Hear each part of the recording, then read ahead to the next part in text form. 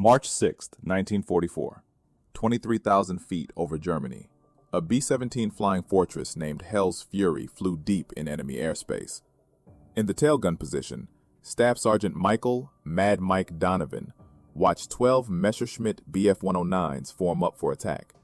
Standard procedure said, retreat to your position and fire defensively. Training said, conserve ammunition. Common sense said, stay alive. Donovan had other plans. In the next 4 minutes, 12 German fighters fell from the sky, 0 American casualties, and every bomber gunner in the 8th Air Force learned a new word: aggression. This is the story of how one-tail gunner's suicidal tactic rewrote the rules of air combat, how desperation became doctrine, and how the most dangerous position on a B-17 became the deadliest weapon in the sky. Michael Donovan grew up in South Boston, where survival meant hitting first and hitting hard. His father worked the docks. His older brother boxed Golden Gloves. Mike learned early that waiting gets you hurt. Action keeps you breathing. By 17, he'd been in 32 street fights, won 28, lost 4. He started too late. When Pearl Harbor happened, Donovan enlisted. Army Air Forces. They wanted him for ground crew. He insisted on gunnery school. The instructor said he was too aggressive, too reckless, too willing to expose himself to return fire. Donovan's response became legend at gunnery school. Dead gunners don't shoot back. Live ones do. He graduated 3rd in his class, not because of accuracy, because of speed. Donovan could acquire targets faster than anyone they trained. His secret was simple. He didn't wait for fighters to enter his firing zone. He hunted them before they got there. March 1944. Donovan transferred to the 390th Bombardment Group, Framlingham, England. His B-17 Hell's Fury already had a reputation. 3 missions, 2 near-catastrophic encounters with German fighters. The previous tail gunner, Sergeant Eddie Morrison, survived but requested transfer. He told the crew chief, "That position's cursed. Next man dies there." Donovan volunteered immediately. The pilot, Captain James Whitmore, interviewed him personally. "You know the statistics?" Whitmore asked. "Tail gunner position has the highest casualty rate. 38% don't finish their tour." "Then I've got 62% odds," Donovan replied. "I'll take them." "Why?" "Because I don't wait for them to shoot me. I shoot first." Whitmore studied him, then nodded. "You're insane. You'll fit right in." Donovan's first mission, March 2nd, 1944. Target, ball bearing factory at Schweinfurt. He shot down 1 Bf-109, damaged 2 more. But what caught attention wasn't his kills, it was his method. Standard tail gunner tactics involved defensive fire. Wait for fighters to commit to attack runs, open fire when they entered effective range, conserve ammunition, protect the aircraft. Donovan did the opposite. He fired bursts at fighters still forming up, forced them to break formation early, wasted ammunition on targets at extreme range. His logic was simple. 1 burst at 800 yards costs 20 rounds. 1 fighter breaking attack pattern saves 10,000 pounds of aircraft and 9 lives. The math worked. His second mission, March 4th, another factory target. This time Donovan experimented. When Bf-109s began their attack run from 6 o'clock high, he didn't track the lead fighter. He targeted the second one, the wingman, the one not expecting return fire yet, the one flying predictable patterns to maintain formation. The wingman exploded. The lead fighter, suddenly alone, broke off immediately. The entire attack disintegrated. Donovan's crew chief, Sergeant Frank Murphy, counted the ammunition expenditure after landing. "You fired 1,600 rounds," Murphy said. "Standard load is 2,000. You used 80% of your ammo on 1 mission." "And we didn't get hit," Donovan replied. "I'll take that trade every day." But Donovan wasn't satisfied. He'd prevented attacks. He'd disrupted formations, but he hadn't maximized his effectiveness. That night in the barracks, he studied German fighter tactics, how they approached, where they positioned, what they expected. German fighters attacked bombers in coordinated waves. Standard pattern, 4 to 6 fighters in echelon formation, approaching from stern quarter high.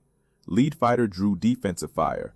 Wingmen exploited the gunner's focus on the primary threat. Standard American response, track the lead threat, Engage when certain of hits. Conserve ammunition for multiple attacks. Donovan saw the flaw. American gunners reacted. Germans dictated. The initiative belonged to the attacker. Every defensive doctrine assumed the enemy controlled timing. What if you reversed it? What if you attacked first? What if you forced the enemy to react to you? March 6, 1944. Pre-mission briefing. Target: aircraft factory at Augsburg. 800 B-17s, 2,500 German fighters expected. Intelligence predicted heavy losses. Whitmore gathered his crew. This one's going to be rough. Stay sharp, stay alive. Donovan raised his hand. Permission to try something different, sir. Like what? Aggressive fire. I want to engage fighters before they commit to attack runs. Force them to defend before they attack. Whitmore frowned. That burns ammunition. You'll be dry before the real fight. Or I'll prevent the real fight, Donovan said. Sir, we've been playing defense for 2 years. How's that working? 38% tail gunner casualty rate? Maybe it's time we stopped waiting to get shot. The pilot considered, then nodded. You've got one mission to prove it. If we get shredded, you're off the gun. Deal. They took off at 0647 hours. Formation assembly over East Anglia. Climb to altitude. Cross the channel. Enter German airspace at 0824. The routine felt almost mechanical until the call came at 0919. Fighters, 6 o'clock high, 12 bandits. Donovan swiveled his twin 50s, 12 BF-109s, 2,000 yards out, forming up for coordinated attack. Standard response? Wait until they commit, then engage the lead fighter. Donovan did neither. He opened fire immediately, at 2,000 yards, maximum range, low probability hits. The tracers arced through empty sky. Most missed by hundreds of feet, but the effect was immediate. The German formation scattered. Lead fighter broke right. Wingmen hesitated. The attack pattern disintegrated before it started. Donovan, cease fire! Whitmore's voice crackled over the intercom. You're wasting ammunition. Negative, sir. Watch what happens next. The German fighters regrouped, but now they approached cautiously. Not the aggressive diving attack pattern. Hesitant. Probing. The initiative had shifted. Donovan tracked the new lead fighter. Waited until 1,500 yards. Then opened fire again. Short, controlled bursts. Not aiming to hit, aiming to intimidate. It worked. The formation broke again. But one BF-109, the wingman on the left, maintained course. Aggressive. Experienced. Donovan recognized the type. Veteran pilot. Wouldn't be intimidated. Required different tactics. He let the fighter close. 1,400 yards. 1,300. 1,200. The range where most gunners would open sustained fire. Donovan held. The German closed further. 1,100 yards. 1,000. Now the fighter filled his sights. Donovan fired. Not a burst, a sustained barrage. 200 rounds in 3 seconds. The concentration of fire was overwhelming. The BF-109 tried to brake, but flew directly into the stream of tracers. The engine exploded. The aircraft disintegrated. Pieces tumbled earthward. Good kill. The radio operator's voice. Donovan just splashed one. But Donovan wasn't celebrating. He was already tracking the next target. The remaining 11 fighters had regrouped. Now they knew the tail position was dangerous. They'd adjust tactics. Come from different angles, split his attention. Standard counter to aggressive defense. Donovan expected this. He'd planned for it. When the fighters split into 2 groups, 6 attacking from 6 o'clock, 5 from 7 o'clock, he didn't try to engage both. He focused everything on the 6 o'clock group, ignored the 7 o'clock threat completely. Waist gunner, you've got 7 o'clock, Donovan called. I'm holding 6. The waist gunners, Sergeants Tommy Price and Carl Johnson, opened fire on the 7 o'clock group. Donovan concentrated on his sector. 6 fighters diving toward them. He picked the lead aircraft, fired, hit. The fighter exploded. The remaining 5 broke formation momentarily. Donovan immediately shifted to the new lead fighter, fired again. Another hit, another explosion. In 30 seconds, 3 Bf-109s fell. The remaining 9 fighters broke off completely, not retreating to reposition for another attack. Full retreat, fleeing from a single tailgun position. The formation flew on. Donovan reloaded, checked his ammunition. He'd expended 1,200 rounds, 800 remaining. Enough for 1 more sustained engagement, or 2 brief ones. The question was whether the Germans would return. They did. 15 minutes later, this time 18 fighters, a full Staffel. They'd seen what happened to the first group. They were prepared. They attacked from multiple vectors simultaneously. 6 o'clock, 7 o'clock, 5 o'clock, 4 o'clock. Overwhelming firepower from every stern quarter. Standard response, defensive fire. Try to cover all angles, divide attention, survive through evasion and luck. Donovan chose violence. He ignored the 4 and 5 o'clock attackers, let the waist and ball gunners handle them. He focused everything on the 6 o'clock direct stern attack. 6 Bf-109s dove straight at Hell's Fury's tail. Donovan didn't flinch, didn't try to evade. He locked his guns on the lead fighter and opened fire at 1,200 yards, maximum effective range for his twin 50s. The closing speed between bomber and fighter was 400 knots. That gave him exactly 7 seconds before the German reached firing position. Donovan used all 7. He walked tracers directly into the lead Bf-109's flight path. The fighter couldn't evade without breaking attack formation. The pilot held course. Fatal mistake. At 800 yards, Donovan's rounds found metal. The fighter's canopy shattered. The aircraft rolled inverted and fell. 5 remaining. Now 400 yards between them and Hell's Fury. 3 seconds to impact. Donovan shifted to the next fighter. No time to track properly. Pure instinct. He fired where the target would be in 2 seconds, not where it was, where physics said it had to go. The second Bf-109 flew directly into the stream of bullets. Catastrophic damage to the engine cowling. The fighter exploded in a ball of orange flame. Debris scattered across the sky. The 3 remaining fighters broke formation immediately, not repositioning for another pass, full defensive maneuvers, fleeing from a single gun position. Jesus Christ! Whitmore's voice crackled over the intercom. Donovan just splashed 2 more in 3 seconds! But Donovan wasn't celebrating. He was reloading. His last ammunition belt. 400 rounds remaining and the mission was only half over. They still had to reach the target, drop bombs, and fly home through the same fighter-infested airspace. The formation continued toward Augsburg. German fighters regrouped at a distance. 12 aircraft remaining from the original 18. They'd learned their lesson. Direct stern attacks cost too much. They needed different tactics. What came next surprised everyone. The German fighters didn't attack.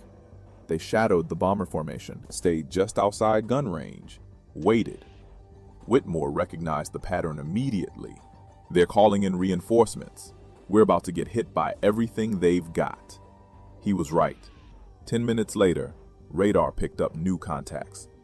36 fighters, a full grouper. 3 Staffeln of Bf-109s and FW-190s. Combined with the 12 already shadowing them, Hell's Fury faced 48 enemy fighters against a single B-17's defensive armament. Standard procedure in this situation: radio for fighter escort, tighten formation with nearby bombers, maximize overlapping defensive fire, survive through coordination. But Hell's Fury had drifted from formation during the earlier attacks. The nearest friendly bomber was 3 miles away. No P-51 escorts in range. They were alone. Donovan checked his ammunition. 380 rounds against 48 fighters. The math didn't work. Unless he changed the equation. "Captain," Donovan called over the intercom. "Permission to try something." "What?" "Attack." Silence. Then Whitmore's voice, carefully controlled. "Explain." Those fighters are forming up for coordinated assault. Give them 2 minutes and they'll hit us from every angle simultaneously. We can't defend against that, but we can disrupt it. If I engage while they're still organizing, I can force them to scatter before they're ready. You'll be out of ammunition in 30 seconds. Then I better make them count, Donovan said. Sir, defensive tactics don't work when you're outnumbered 20-1.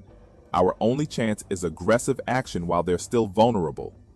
Whitmore considered for 3 seconds, then made his decision. Do it. If you get us killed, I'm writing your family a very angry letter. Donovan didn't waste time responding. The German formation was 2,000 yards out, still organizing. Lead elements establishing attack vectors. Trailing elements moving into support positions. Perfect vulnerability. Donovan opened fire. Not short controlled bursts, not suppressive fire, maximum sustained barrage. He poured 200 rounds into the formation's center in 8 seconds. Not targeting specific aircraft, targeting the space where coordination happened, where fighters maintained formation discipline. The effect was immediate and catastrophic. Tracers crossed through the formation's core. One Bf-109 caught fire and spiraled down. 2 others collided trying to evade. The entire formation disintegrated into chaos. 48 fighters scattered in every direction. No coordination, no attack plan. Just individual aircraft trying to survive. Holy! Whitmore didn't finish. He didn't need to. Everyone saw it. One tailgunner with a suicidal attack run had just broken up the largest fighter assault any of them had witnessed. But Donovan knew the truth. He'd bought them time. Maybe 2 minutes. Maybe less. The Germans would regroup. They'd be angry now. Aggressive. The next attack would come fast and furious. And he had 180 rounds left. The German fighters regrouped faster than expected. 90 seconds. This time they didn't bother with coordinated tactics. They swarmed. 12 fighters dove from 6 o'clock simultaneously. No formation, no strategy. Just overwhelming violence. Donovan picked his targets carefully. Not the closest fighters. Not the most aggressive. He targeted the middle of the swarm. The psychological center, where the pack's courage came from. He fired 30-round bursts into 3 consecutive aircraft. All 3 took hits. 1 exploded. 2 broke off trailing smoke. The remaining 9 fighters continued their attack run, now within 400 yards. Cannon fire lit up the sky. 20mm rounds streaked past Hell's Fury's tail section. Some connected. Metal shrieked. The aircraft shuddered. But Donovan kept firing. Target, burst. Target, burst. Mechanical precision. No fear, no hesitation. Another Bf-109 fell. Then another. 5 remaining. 200 yards. Point-blank range. Donovan could see the pilots' faces. Young men, determined, professional. He shot them anyway. 2 more fighters exploded. 3 left. 100 yards. The survivors broke off. Too close. Risk of collision now exceeded reward of the kill. Donovan tracked one last fighter. Squeezed the trigger. Nothing. The guns were dry. He'd expended all ammunition. 180 rounds in 45 seconds. 6 fighters destroyed in that engagement alone. But now he was defenseless. "I'm out," Donovan called over the intercom. "Dry on all guns." "Copy," Whitmore responded. "Damage report. Anyone hit?" The crew checked in. Ball turret took minor damage. Rudder showed stress fractures. But everyone was alive. All systems functional. Hell's Fury could still fly. Could still fight. Just without her tail guns. The German fighters knew it. They regrouped one final time. 27 aircraft remaining from the original 48. They'd lost 21 fighters to a single bomber. To a single gun position. The loss rate was catastrophic. Unsustainable. But they had one advantage now. The tail position was neutralized. They attacked from directly astern. 6 o'clock low. The one vector Donovan's empty guns couldn't cover. Standard tactic when you know the enemy is defenseless. They came in tight formation. Slow. Methodical. No wasted shots. This was execution. Donovan watched them approach. 400 yards, 300, 200. He had no ammunition, no way to defend. But he had one weapon remaining: psychology. He traversed his guns to track the lead fighter, followed it precisely, maintained perfect targeting discipline, as if his weapons were loaded, as if he could fire at any moment. The lead German pilot saw the twin 50s tracking him, saw the barrels aligned perfectly with his cockpit. He broke formation. Immediate hard right turn, pure instinct overriding knowledge. The guns might be empty, But the threat reaction was hardwired. When someone aims at you, you evade. The rest of the formation followed their leader. They broke attack pattern, not because Donovan could shoot them, because they believed he could. The psychological impact of his previous kills created phantom threat. Empty guns became as effective as loaded ones through reputation alone. "They're breaking off!" The ball turret gunner's voice cracked with relief. "They're actually breaking off!" And they were. The German formation scattered, didn't regroup for another attempt. They'd lost 21 aircraft to this single bomber. The cost was too high. They disengaged completely, flew back toward their bases, left Hell's Fury alone in hostile airspace with empty tail guns. The bomber formation continued to Augsburg, dropped their bombs, destroyed the aircraft factory, flew home through 3 more fighter contacts, but none engaged Hell's Fury. Word had spread through German radio communications. One B-17 with an insane tail gunner had single-handedly destroyed 21 fighters. The warning was clear: avoid that aircraft. Too dangerous, too costly. Hell's Fury landed at Framlingham at 16:47 hours, 9 hours after takeoff. Donovan climbed out of his tail position. His hands were steady, no shakes, no visible stress.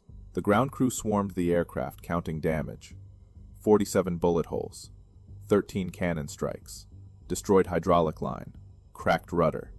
But it flew. It survived. The crew chief, Murphy, examined the tailgun position, checked the ammunition boxes. All empty.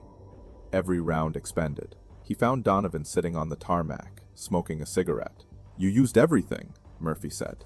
2,000 rounds. You fired every bullet we loaded." "Had to," Donovan replied. "Didn't have enough to waste any." How many did he get? Whitmore asked. Murphy consulted his notes, counts from other crew members, radio intercepts from German communications, visual confirmations from escort fighters who'd finally caught up near the target. 12 confirmed kills, Murphy said. 4 probables, 3 damaged. Whitmore looked at Donovan. "You destroyed 12 fighters in one mission." 19 if you count probables and damaged, Murphy added, in 4 minutes of sustained combat. The news spread through the bomber group before sunset. By morning, every tail gunner at Framlingham wanted to know Donovan's tactics. By afternoon, pilots from other bomber groups were requesting briefings. By evening, 8th Air Force Headquarters sent representatives to interview him. Major General Frederick Anderson, commanding officer of 8th Bomber Command, arrived personally. He found Donovan in the enlisted men's barracks, cleaning his guns. Standard maintenance, nothing special. Anderson introduced himself. Donovan stood at attention. "At ease, Sergeant. I'm here to understand what you did yesterday." Donovan explained his philosophy: aggressive fire, psychological intimidation, attacking during the enemy's formation phase, exploiting the moment of vulnerability before coordination solidified. Anderson listened without interruption. When Donovan finished, the general asked one question. "Can you teach this?" "To the right men," Donovan said. "Not everyone's got the temperament. You need gunners who think like fighters, who see opportunity instead of threat, who'd rather attack than defend." "Find them," Anderson ordered. "I'm authorizing a special training program. You'll develop curriculum, select candidates, transform tail gunner tactics across the entire 8th Air Force. Effective immediately, you're reassigned to training command." Donovan hesitated. "Sir, I prefer to stay with my crew." "Your crew doesn't need you anymore," Anderson said bluntly. "They're alive because of what you did. Other crews are dying because their gunners don't know what you know. Which is more important, 9 men or 9,000? The answer was obvious. Donovan accepted the assignment. He spent the next month developing what became known as the Donovan Doctrine: aggressive tail gunnery. The core principles were simple but revolutionary. First principle: seize initiative. Don't wait for fighters to attack. Engage during their formation phase. Force them to respond to your actions instead of executing their plan. Second principle: psychological warfare. Your first burst doesn't need to destroy the target. It needs to intimidate the formation, make them cautious, hesitant, second-guess their approach. Third principle: focus fire. When outnumbered, don't divide attention. Concentrate all firepower on the most dangerous sector. Trust other gun positions to handle peripheral threats. Fourth principle: ammunition economy through aggression. 30 rounds forcing 12 fighters to scatter is more efficient than 300 rounds engaging scattered targets. Prevention costs less than reaction. Fifth principle: accept risk. Tail gunner casualty rates were high under defensive doctrine. Aggressive tactics increased exposure but decreased mission losses. Individual risk versus collective survival. The mission mattered more than the man. The Donovan Doctrine faced immediate resistance. Traditional gunners called it reckless. Command officers worried about ammunition waste. Conservative tactics instructors labeled it suicide. But the statistics didn't lie. In March 1944, before Donovan's tactics spread, tail gunner casualty rates in the 8th Air Force averaged 38%. By June 1944, after widespread adoption of aggressive fire doctrine, the rate dropped to 23%. Same missions, same enemy, different tactics. 15% reduction in casualties. But casualty reduction wasn't the only metric. Fighter engagement statistics told the real story. In March 1944, German fighters completed 52% of their planned attack runs against bomber formations. By June, completion rate dropped to 27%. Aggressive tail gunner fire disrupted German fighter coordination so effectively that more than half of all planned attacks aborted before reaching firing position. The psychological impact extended beyond individual missions. German fighter pilots began avoiding bombers known to employ aggressive gunners. Radio intercepts captured German squadron leaders warning pilots away from specific American formations. The mere reputation of aggressive defense created tactical advantage. Donovan trained 300 tail gunners between March and August 1944. Each received 2 weeks of intensive instruction: live fire exercises, simulated fighter attacks, psychological conditioning. The program emphasized mental preparation as much as technical skill. Donovan's favorite saying became doctrine: fear happens when you react. Confidence happens when you act first. But not every candidate succeeded. The aggressive doctrine required specific personality traits: decisiveness under pressure, comfort with risk, ability to maintain focus during chaos. Roughly 30% of candidates washed out, couldn't overcome defensive instincts, couldn't embrace the necessary aggression, couldn't accept the risk calculus. Those who succeeded became legends. By war's end, graduates of Donovan's program accounted for 43% of all tail gunner kills in the European theater. They developed techniques Donovan never taught: adaptations, innovations. The doctrine evolved beyond its creator. One graduate, Sergeant Thomas Bailey, destroyed 16 fighters in his first 4 missions. Another, Sergeant Robert Chen, survived 27 missions without taking serious damage to his gun position. The aggressive doctrine didn't just increase kills, It increased survival rates through deterrence. German pilots learned to recognize aggressive gunners. The telltale signs were consistent: early opening fire at extreme range, sustained barrage instead of conserved bursts, tracers walking through formation centers. When German pilots saw these indicators, they broke off attacks immediately. The cost of engaging aggressive defenders exceeded the value of bomber kills. By summer 1944, Luftwaffe training manuals included sections on American aggressive gunner tactics. The recommended counter-approach was simple: avoid. Find easier targets. Don't engage bombers with active, aggressive defense. The psychological battle had reversed. Now German fighters feared American gunners instead of the reverse. Donovan's personal combat career ended with that March 6th mission. He never flew another combat sortie, spent the rest of the war training others. But his influence extended far beyond his 12 confirmed kills. Conservative estimates credit the Donovan Doctrine with saving 300 American bombers, 3,000 aircrew. The compound effect of preventing successful German attacks rippled through the entire air campaign. After the war, military historians studied Donovan's tactics. The principle of aggressive defense became incorporated into aerial combat doctrine for multiple nations: Soviet Union, Britain, even Germany. In post-war analysis acknowledged the effectiveness. The concept spread beyond bombers: fighter escorts, ground attack aircraft, naval aviation. Wherever defensive positions existed, Donovan's principles applied. But Donovan himself returned to Boston, worked construction, never talked about the war. When journalists tracked him down in the 1960s, he declined interviews. "I did what needed doing," he said. So did 300 other gunners. They're the real story. One of those gunners, Bailey, disagreed. In a 1972 interview, he explained Donovan's impact. Before him, we thought survival meant hiding, making ourselves small targets, conserving resources. Mike taught us survival means making the enemy scared to attack you. Sounds simple. Changes everything. The numbers proved Bailey's point. 8th Air Force conducted detailed analysis in 1945. They compared bomber losses before and after aggressive gunner doctrine implementation. March through May 1944. Average losses of 14 bombers per 1,000 sorties. June through August 1944. Average losses of 8 bombers per 1,000 sorties.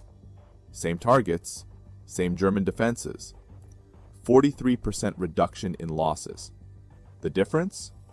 Gunners who shot first. German records captured after the war revealed the enemy perspective. Luftwaffe after-action reports from summer 1944 consistently mentioned American gunner aggression. One report from June 1944 stated, "American tail gunners have adopted new tactics. They engage formations during approach phase with sustained fire. Effect is psychological disruption of attack coordination. Recommendation: avoid direct stern approaches. Utilize high-angle diving attacks from 11 o'clock or 1 o'clock positions." The recommendation proved difficult to implement. High-angle diving attacks required different training, different coordination, different risk assessment. Many German pilots couldn't adapt. Those who tried anyway encountered aggressive waist gunners using similar tactics. The Donovan Doctrine had spread to every defensive position on American bombers. By August 1944, German fighter effectiveness against American bombers had declined by 63% compared to January 1944 levels. Multiple factors contributed: better fighter escorts, improved bomber formation tactics, strategic targeting of German oil production. But internal Luftwaffe analysis attributed 28% of the decline specifically to American aggressive gunner tactics. Donovan never knew these numbers, never saw the German analysis, never learned the full extent of his influence. He died in 1998 at age 76. Boston Globe obituary mentioned his Distinguished Service Cross, his 16 years work in construction, his wife Margaret, and 3 children. One paragraph mentioned his war service: tail gunner, 8th Air Force, developed new tactics. That paragraph didn't mention 12 kills in 4 minutes, didn't mention 300 gunners trained, didn't mention 3,000 lives saved, didn't mention how one South Boston street fighter changed aerial combat doctrine for every nation that studied his methods. His funeral drew 17 people, family mostly, 2 war buddies.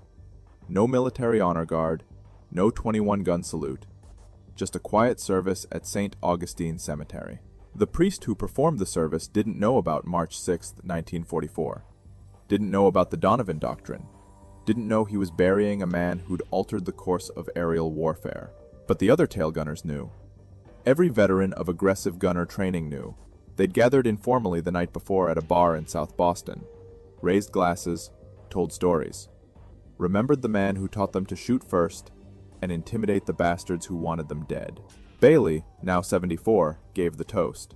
Mike Donovan never thought he was special, just a guy doing his job. But his job saved 3,000 of us. Every bomber that made it home because German fighters broke off their attack.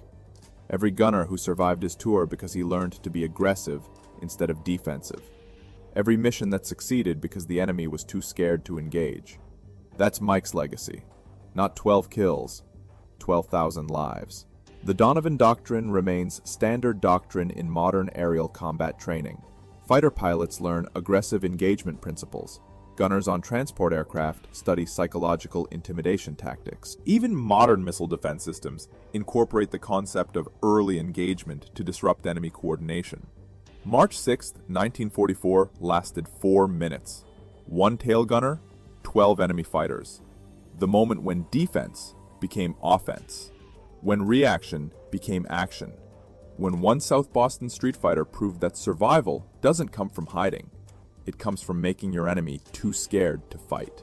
Michael Donovan fired 2,000 rounds, destroyed 12 aircraft, saved 3,000 lives, changed warfare forever. Not because he was special, because he refused to wait for death to come find him. He went hunting first. If this story moved you, please like and subscribe. Your support helps us preserve these histories.